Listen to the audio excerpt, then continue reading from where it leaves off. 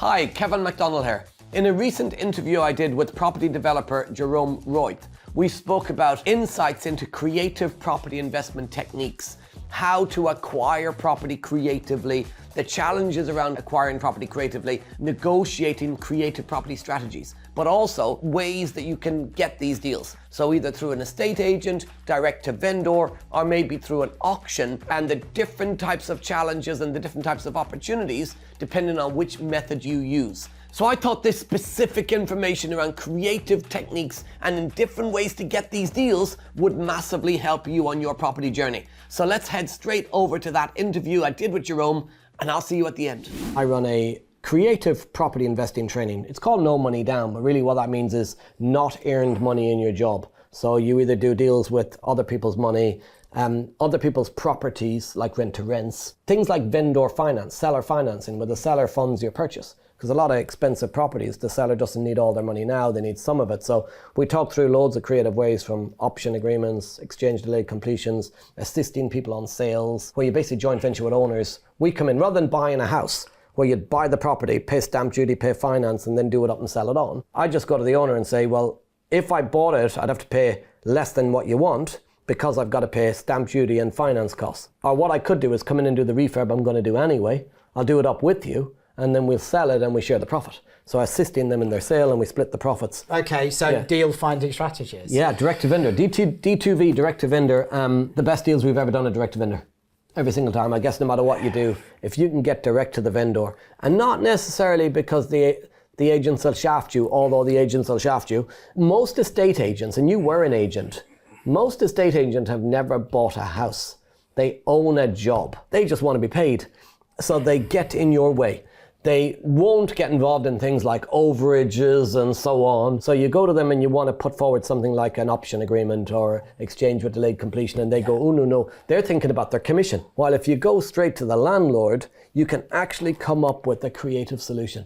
I was speaking to a guy this week about a property, and he's got a classic car that he bought as a inheritance type thing and for his children for the future to pass on. And he's moving into this property that we're selling, because we sell some properties. And he came to me and he said he needs a mortgage to make the deal work. He's got a loan on the car at the moment, and the bank won't lend him the money unless he's got that loan cleared. And he said he needs to sell the car to move in. Now I met him in the evening and I said, well, listen, I want my asking price, but I don't need all my money now. I'll clear the loan for you. I'll buy the car for 50k. You get your mortgage. Hope the lender's not listening. The house is 495 grand. So you can pay 445. He can get a mortgage and he's got savings, but not enough to get all the way. But once you've got the mortgage and once you're in the property and stuff, you can buy that car back off me for 50k. So that allows him to get in. Now, an estate agent would scupper that immediately and go, no, we need 495 now. Then I don't get my buyer. He doesn't get his dream home. And everybody loses. The reason direct to vendor is so much better is because you can be creative, and property is a people business, and you can solve a problem with the person. Stop there. I want to tell you about a completely free guide. It's in the pinned comments and it's in the description. What do you need to know in your property journey right now to be able to start to implement techniques so that you can start to build your property portfolio? It's in the free guide. Go download it in the pinned comments in the description. Find it now, find it at the end, and let's get you moving on your property journey. So now let's get back into the video and get some more tips. So something else with direct to vendor is that agents have their preferred people. This is a really important thing. I was speaking to a guy yesterday. He's come across to a small boutique land and development agency in the Midlands. He's come out of the blue chip name synonymous with property in this country. We all know who it is. Begins with S, ends in S. And it's basically best bids. Now, we don't do best bids for the simple reason there is no transparency to them. Yeah. It's a lottery. That sealed bid thing. No, I'm not playing that game, right? So I said to him, do you reckon they'll look at a JV? He immediately worked out he's taking longer to get his hands on his fee. He said, oh, maybe, speaks like, the type. The posh. Oh, maybe they might consider it, but it could be 3 years before they get their money. And it was 3 years till I get my money. That's what he meant to say. The direct to vendor, what we do is, in a direct to vendor, if we want to buy it, we only keep the offer on the table for a limited period of time because we don't want the vendor to then pick the phone up to someone else that's written to them. Yeah. Everything's time limited. Here's our offer. It's on the table for 7 days. Do you want it? If I haven't heard from him, I'll pick the phone up at 7 days. Bought something else. Done. So that's the important thing. Great way to do it. It's a letter and a stamp and a land registry search. It's got the highest ROI in the industry, DTV. Agents are good.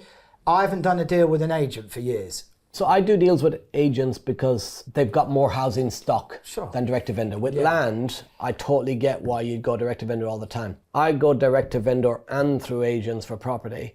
I'm probably 50-50 in terms of where we'd get the deal, but the best ones are always direct to vendor. Now the interesting thing about the sealed bids, I won't mention the agency, but sealed bids are not sealed bids. Back to that preferred bidder thing. We did a sealed bid property about 2 years ago now, and all sealed bids had to be in by 12 o'clock on the day. I rang up at 20 to 12 and said, if I bid X, would I be highest? And you know, sealed bids in your mind is they've got an envelope and you have to open the envelope all at the same time and check the bid and see which is highest. But actually most of them come in by email, or they come in over the phone, or the envelope's opened, but you don't know it's opened because you're not watching them and opened. We're not all standing there waiting for them to open the envelope like numbers coming out on the lottery. So I ring up at 11:45 and I say, if I bidded X, am I the highest bid? No, a bit more. Okay, well, if I bidded this, am I the highest bid? No, a bit more. Well, if I bidded this, yeah. And then I ring back at 2 minutes to 12 and I say, if I still bid that, am I the highest bid? No. If I went up a couple of grand, would I be? Yeah. And then I place my bid. Now I'm the highest bid received via email, and when the landlord is shown the bids, I'm the highest bid, but I was told what I needed to bid to be the highest bid. So sealed bids are not sealed bids.